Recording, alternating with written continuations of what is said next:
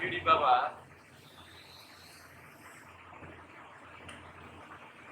ଶ୍ୟାମାଚରଣ ଲାହି ସେ ନବଦ୍ୱୀପରେ ଜନ୍ମଗ୍ରହଣ କରିଥିଲେ।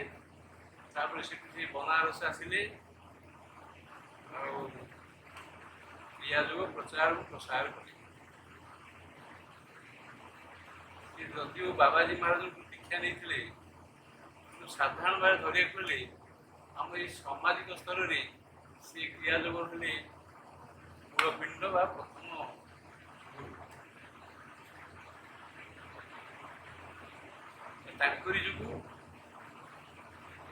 ସାମାଜିକ ସ୍ତରରେ ଅର୍ଥାତ୍ ପ୍ରତି ପରିବାରରେ ଏଇଟା ପାରିବାରିକ ଜୀବନରେ କ୍ରିୟାଯୋଗ ପ୍ରତିଫଳିତ ହେଲା। ସେଟା ହିମାଳୟରେ ସେ ଥିଲେ, ସାଧାରଣ ସାଧୁ ସନ୍ନ୍ୟାସୀ ମାନେ ତାକୁ ନେଇକି ସେଟା ସାଧୁ ସନ୍ନ୍ୟାସୀ ସ୍ତରରେ କ୍ରିୟାଯୋଗଟା ଆବଦ୍ଧ ଥିଲା। କିନ୍ତୁ କାହିଁକି ଅଜା ମନରେ ବାବା ଚାହିଁଲେ ବୋଧେ ଏଇଟା ପାରିବାରିକ ଭିତରେ ରହୁ ଆଉ ସିଏ ଲାହିଡ଼ି ବାବାଙ୍କୁ ଡାକିଲେ, ତାଙ୍କୁ କ୍ରିୟାଯୋଗ ଦେଲେ ଏବଂ ଡାକିକି କହିଲେ ତେମେ ଏଇ ସବୁ ଜିନିଷ ସବୁ ଅଛି ଦଣ୍ଡ କମଣ୍ଡଳୁ ଅମୁକ ଟମୁକ ତମେ ଚିହ୍ନି ପାରୁଛ ନା? ନା। ତେଣୁ ମୁଣ୍ଡେ ଟିକେ ହାତ ଦେଇଦେଲେ, କହିଲେ ଏବେ ଜାଣିପାରୁଛ ନା? ହଁ ଏବେ ଜାଣିଗଲାଣି। ପୂର୍ବ ଜନ୍ମରେ ଏଇ ଗୁହାରେ ମୁଁ ଆପଣଙ୍କ ସହିତ ଥିଲି ମାନେ ସାଧୁ ହେଇକି।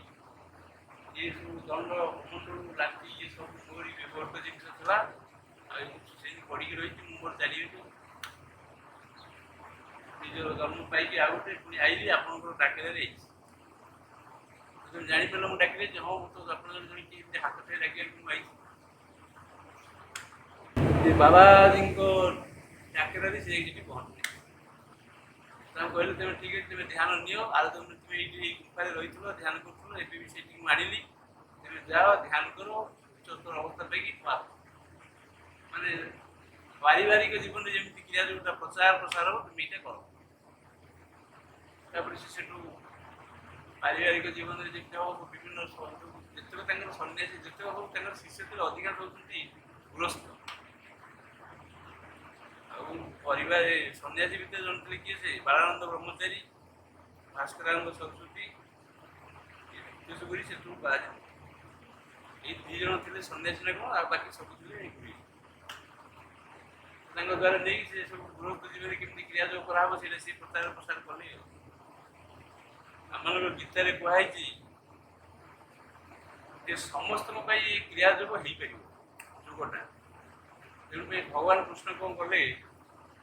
କହିଲେ ନିଷ୍କାମ କର୍ମଯୋଗ ଦରକାର। ନିଷ୍କାମ କର୍ମଯୋଗ ଏଇଟା ଲୋକ ମୁକ୍ତି ପାଇପାରିବେ। ନିଷ୍କାମ ମାନେ କ'ଣ? କାମନା ରହିତ କର୍ମ। ଆମମାନଙ୍କର ଏଠି ଅଛି କ୍ରିୟାର 4ଟା ଭାଗ। କ୍ରିୟା ଯୋଗ ହେଲା କ୍ରିୟା ୟା ଯୋଗ 4ଟା ଷ୍ଟେଜ। କ୍ରି ମାନେ କର୍ମ, ଯାହା ଆମେ କିଛି କରୁଛେ ଜନ୍ମଠାରୁ ମୃତ୍ୟୁ ପର୍ଯ୍ୟନ୍ତ, ଇଏ ହେଉଛି ଆମମାନଙ୍କର ସାଧାରଣ ଜୀବନର କର୍ମ। ଏଇ କର୍ମ କଲାବେଳେ ଆମେ ସମସ୍ତେ ଉପଲବ୍ଧି କରୁଛେ ଯେ ମୁଁ ସବୁ କର୍ମ କରୁଛି। ଆଇନେସ୍ ବା ଅହଙ୍କାର ଇଏ ହେଉଛି ଆମମାନଙ୍କର କର୍ମର କର୍ତ୍ତା। ତେଣୁ ଅହଂ କେନ୍ଦ୍ରିକ କର୍ମ ନେଇକି ଆମେ ସମସ୍ତେ ଚାଲିଛେ। ଆଉ ଯେତେବେଳେ ପର୍ଯ୍ୟନ୍ତ ଆମେ ଉପଲବ୍ଧି କରୁଛେ ମୁଁ ଏ ସମସ୍ତ କର୍ମ କରୁଛି ବା କରୁଛି, ସେତେବେଳେ ପର୍ଯ୍ୟନ୍ତ ଆମମାନଙ୍କୁ ପୁନର୍ଜନ୍ମ ଅଛି। କାହିଁକିନା କର୍ମ କରୁଛେ ମାନେ ତାର ଫଳ ଅଛି। ଫଳ ଭୋଗିବାକୁ ହେଲେ ଏଇ ଜନ୍ମଟା ନୁହଁ, ଆଉ ଗୋଟେ ଜନ୍ମ ଦରକାର। ତେଣୁ ଆମମାନେ ଜନ୍ମ ମୃତ୍ୟୁ ଚକ୍ରରେ ପଡ଼ିକି ଲଭ ରିଇନକାର୍ନେସନ ଭିତରେ ଯାଉଛି। ରିଇନକାର୍ନେସନ କର୍ମବାଦ, ଜନ୍ମ ମୃତ୍ୟୁ ବାଦ। ତେଣୁ ନିଷ୍କାମ କର୍ମଯୋଗ କରିବାକୁ ହେଲେ ଆମକୁ ଉପଲବ୍ଧି କରିବାକୁ ପଡ଼ିବ ଯେ ମୁଁ ସବୁ କରିବାକୁ ପଡ଼ିବ ଯେ କର୍ତ୍ତାହୀନ କର୍ମ।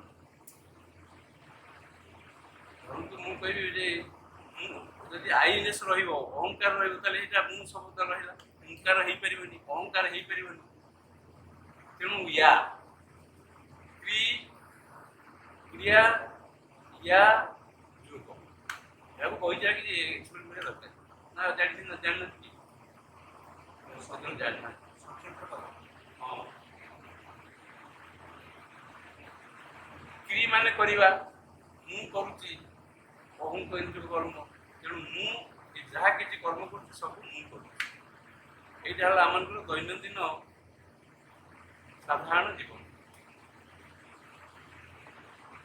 କିନ୍ତୁ ଧ୍ୟାନ କରିଲେ ଆମମାନେ ଉପଲବ୍ଧି କରିବା ଯେ ପ୍ରକୃତିରେ ମୁଁ କିଛି କରୁନି, ସେ ୟା ବା ଆତ୍ମଶକ୍ତି ଆମମାନଙ୍କ ଭିତରେ ରହିଛନ୍ତି, ଯେ ସମସ୍ତ କର୍ମ କରୁଛନ୍ତି ଆଉ କରାଉଛନ୍ତି।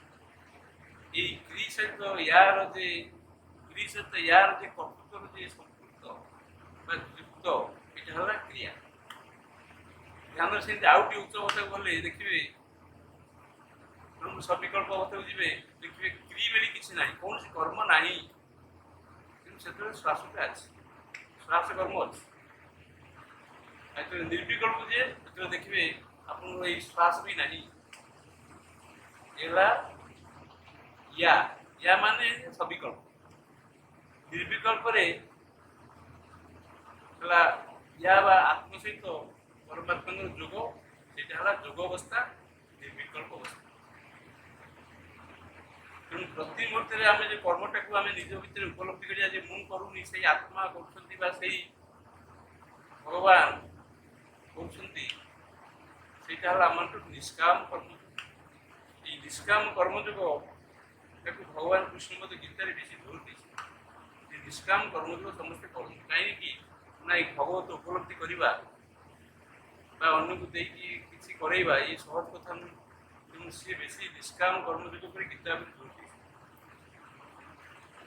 ମୁଁ ଦେଖୁଛି ନିଷ୍କାମ କର୍ମଯୋଗ କରିବାକୁ ହେଲେ ଯୋଉ କୁହାଯାଇଛି ଗ୍ରହ ରୂପୀ ଜନାର୍ଦ୍ଦନ।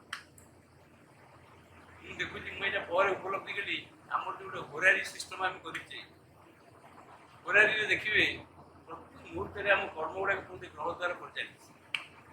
ସେ ଗ୍ରହମାନେ କରୁଛନ୍ତି ଆଉ କରାଉଛନ୍ତି, କିନ୍ତୁ ଭଗବାନ ଯଦି କରୁଛନ୍ତି କରାଉଛନ୍ତି ସମସ୍ତେ ଉପଲବ୍ଧି କରିପାରୁଛନ୍ତି। କିନ୍ତୁ ଯାହାର ହାୟର ଅବସ୍ଥା ଅଛି, ଅବିକଳ୍ପ ଯାଇଛନ୍ତି, ସେମାନେ ଦେଖିବେ ୟା is the doer for all activity, ସେଇ ସମସ୍ତ କର୍ମ କରୁଛନ୍ତି କରାଉଛନ୍ତି। କିନ୍ତୁ ସେତେବେଳେ ପର୍ଯ୍ୟନ୍ତ ଯିବାଟା ଏତେ ସହଜ ନୁହେଁ।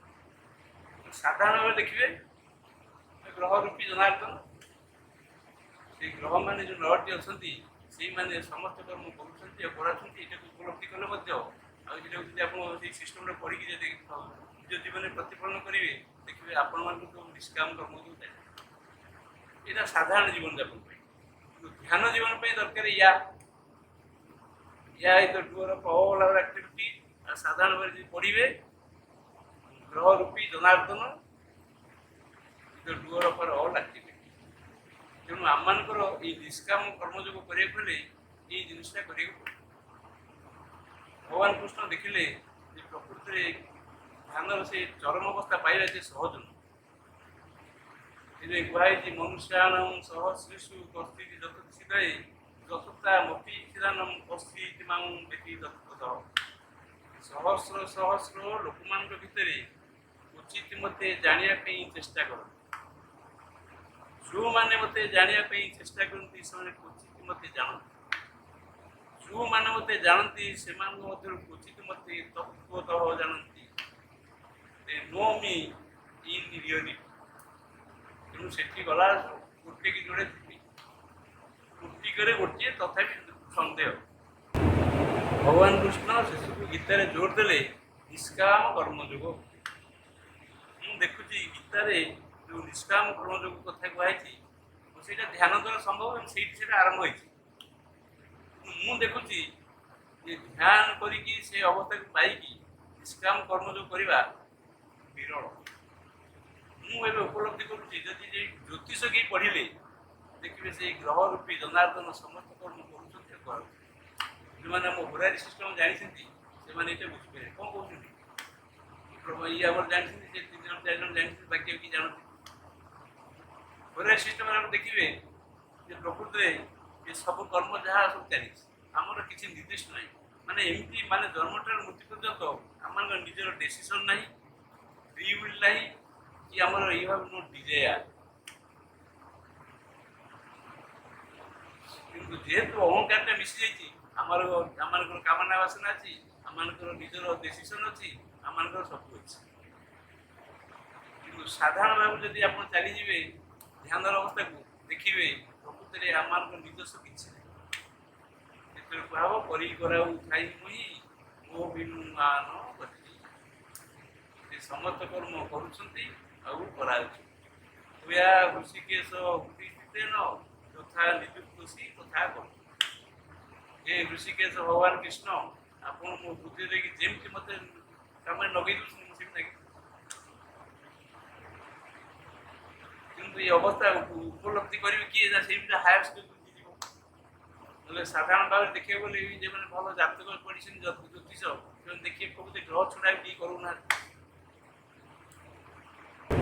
ତେଣୁ ଦେଖିବେ ପ୍ରତି କର୍ମ ଆପଣ କରନ୍ତୁ ଦେଖିବେ ସେଥିରେ ଗ୍ରହର ପ୍ରଭାବ ରହୁଛି। ତେଣୁ ଗ୍ରହ ରୂପୀ ଜନାର୍ଦ୍ଦନ ସବୁ କର୍ମ କରୁଛନ୍ତି କରାଉଛନ୍ତି। ଏଇ ସାଧାରଣ ଭାବରେ ଉପଲବ୍ଧି ଧ୍ୟାନ ନ କଲେ ମଧ୍ୟ ଏଇଟା ପଢୁଛି ସେ କରିବ। ଆଉ ବାକି ୟା କରୁଛି ପ୍ରକୃତି କ୍ରିୟମାଣାନି ଗୁଣେଇ କର୍ମାଣି ସର୍ବସ୍ୱ ଅହଙ୍କାର ବିମୂଢାତ୍ମା କର୍ତ୍ତା ଅମିତି ଗୁଣ ସେ ଯେଉଁ କଥା ଗୀତାର ସେ ଟିକେ ହାୟର ଷ୍ଟେଜ୍ ନଗଲେ ସେ ଧ୍ୟାନ। କିନ୍ତୁ ସାଧାରଣ ଭାବରେ ଯିଏ ଜାଣିଛି ଜ୍ୟୋତିଷ ସିଏ ଦେଖିବ ପ୍ରକୃତିରେ ଏଇ ଗ୍ରହ ରୂପୀ ଜନାର୍ଦ୍ଦନ ସବୁ କହୁଛନ୍ତି କରୁଛି। ଆଉ ଯିଏ ଧ୍ୟାନ କରୁନି ଜ୍ୟୋତିଷ କରୁନି ସବୁତିକ ମୁଁ ମୋ ଛଡ଼ା କିଏ କରୁଛି ମୁଁ ଗାଁର ଶବ୍ଦ କରିକି ପୁନର୍ଜନ୍ମ ଚାଲିଛି। ତେଣୁ ଯଦି ନିଷ୍କାମ କର୍ମ ଯୋଗ କରିବାକୁ ପଡ଼ିବ ମୁଁ ଦେଖିଲି ଦୁଇଟା ବାଟ, ଗୋଟେ ହେଉଛି on the basis of astrology ଆଉ ଗୋଟେ on the basis of meditation. ସେଥିରେ ଧ୍ୟାନରେ ଦେଖିବେ ଯେ ପ୍ରକୃତି ୟା is the doer of our all activity. ସେ ୟା ଛଡ଼ା ଦେयर ଇଜ୍ नो କ୍ରି। ଆଉ ଜ୍ୟୋତିଷ ଦେଖିବେ ଗ୍ରହ ରୂପୀ ଜନାର୍ଦ୍ଦନ ସବୁ କରୁଛନ୍ତି ଆଉ କରାଉଛନ୍ତି। ଅବଶ୍ୟ ଦୁଇଟା ଜାଗାରେ ଆପଣ ନିଷ୍କାମ କର୍ମ ଯୋଗ ହେଇପାରିବ କିନ୍ତୁ ସମସ୍ତେ କେହା ଯୋଗ କରୁନାହାନ୍ତି ସମସ୍ତେ ସେଇ ଜ୍ୟୋତିଷ ଜାଣୁନାହାନ୍ତି। ତେଣୁ ସମସ୍ତେ ଅହଙ୍କାର ଭିତରେ ରହିଛନ୍ତି। ତେଣୁ ଆଜିର ଲାହିଡ଼ି ଭାବି ସବୁବେଳେ କହୁଥିଲେ ହରଦମ ଲଗା ରହୁରେ ଭାଇ ବନତ ବନତ ବନ ଯାଏ। ସେଠି ବନତ ମାନେ ଦୁଇଟା କଥା କହିଛନ୍ତି କ'ଣ ନା ସବୁବେଳେ ତୁମେ ଧ୍ୟାନରେ ଲାଗିଯିବ। ଆଉ ଗୋଟେ ଜାଗାରେ କହନ୍ତି ସେ ବି ଜ୍ୟୋତିଷ ଭିତରେ ଟିକେ ଥିଲେ ସେ ବି କହନ୍ତି ଦେଖ ସେଇ ଗ୍ରହ ରୂପୀ ଜନାର୍ଦ୍ଦନ ପ୍ରତି କର୍ମ କରୁଛନ୍ତି ପ୍ରତି ମୁହୂର୍ତ୍ତରେ ତୁମେ ସେଇଟାକୁ ଯଦି ରହିବ ତାହେଲେ ବନତ ବନତ ବନ ଯାଇ ତୁମେ ଜାଣିବ ତୁମେ ସେଇ କର୍ମକର୍ତ୍ତା। ନିଷ୍କାମ ମାନେ କ'ଣ ଆପଣ ଯଦି ନିଜେ କରିବେ ତାହେଲେ ଗୋଟେ ଫଳ ଅଛି।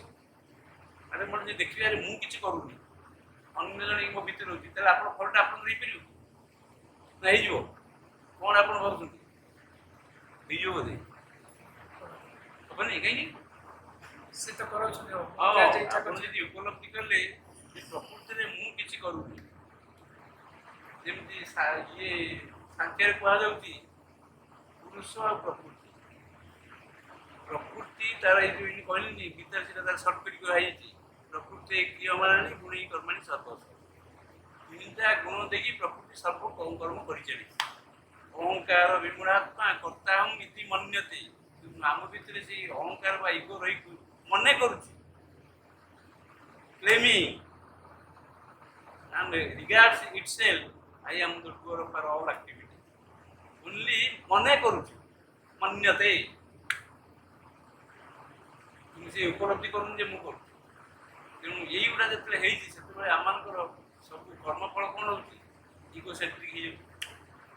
ଇଗୋ ସେଣ୍ଟ୍ରିକ୍ ହେଇଗଲେ ସେଟା ସବୁ ପୁନର୍ଜନ୍ମ। ଆଉ ଯଦି ପ୍ରକୃତି କର୍ମ କରୁଛି ବୁଝିବେ ତାହେଲେ ସେଗୁଡ଼ାକ ଆଉ କ'ଣ ହବ ନିଷ୍କାମ କର୍ମ ଯୋଗ। ମୋର କହିବା କଥା ହେଉଛି ଭଗବତ ଗୀତାରେ ଯେଉଁ ନିଷ୍କାମ କର୍ମ ଯୋଗ ପରେ ଭଗବାନ କୃଷ୍ଣ ଜୋର ଦେଇଛନ୍ତି ସେଇ କର୍ମ କରିବାକୁ ହେଲେ ଆପଣମାନଙ୍କୁ ପ୍ରକୃତି ପର୍ଯ୍ୟବେସିତ କର୍ମ କରିବାକୁ ପଡ଼ିବ। ପ୍ରକୃତି ସବୁ କର୍ମ କରୁଛି ୟା is the doer of all activity. ଆଉ ଯଦି କି ମୁଁ ଅହଙ୍କାର ବିମୂଢାତ୍ମା କର୍ତ୍ତା ଏମିତି ମନ୍ୟତେ ବିମୂଢାତ୍ମା ବୋଲି କୁହାଯାଇଛି। ବିମୂଢ ମାନେ କ'ଣ ବୋକାମି ମୂର୍ଖ। ଯଦି ପ୍ରକୃତି you are not so conscious about your doership you think I am the doer ନା ନାହିଁ? ଧରନ୍ତୁ ଆମେ ଶୋଇଛେ ଶୋଇକି ଉଠି କହିଲେ ଆଜି ମୋର ଭାରି ଡିପ୍ ସ୍ଲିପ୍ ହେଇଛି। ଯଦି ଆପଣ ଡିପ୍ ସ୍ଲିପ୍ ହେଇଛି କହୁଛନ୍ତି ତାହେଲେ ତା ମାନେ ଶୋଇବା ଭିତରେ ଜଣେ କିଏ ଆପଣ କନସିୟସ୍ ହେଇକି ରହିଥିବା ପିରିୟଡ଼ ଭିତରେ। ସେମିତି ଆପଣ ଡ୍ରିମ୍ ଦେଖିଲେ ଆପଣ ଡ୍ରିମ୍ ଭାଙ୍ଗିଲେ ଆପଣ କହିଲେ ହଁ କାଲି ଗୋଟେ ସୁନ୍ଦର ଡ୍ରିମ୍ ମୁଁ ଦେଖିଲି ଏଇଠି ଏଇ ଜିନିଷ।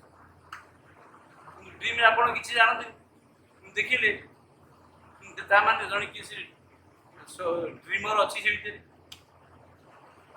ଯିଏ ବାହାର ନିଦ୍ରା ଶୋଉଛି ସିଏ ଯେ ଜାଣୁଛି ମୁଁ ଶୋଇଥିଲି କାଲି ଭଲ ନିଦା ହେଲା କାଲି ମୁଁ ସ୍ୱପ୍ନ ଦେଖିଲି ଏଇ ଯେ ଡୁଅଟା ରହୁଛି ସବୁ ଷ୍ଟେଟରେ ଦ୍ୟାଟ୍ ଇଜ୍ ୟା ଅର୍ ଦ ଇଗୋ।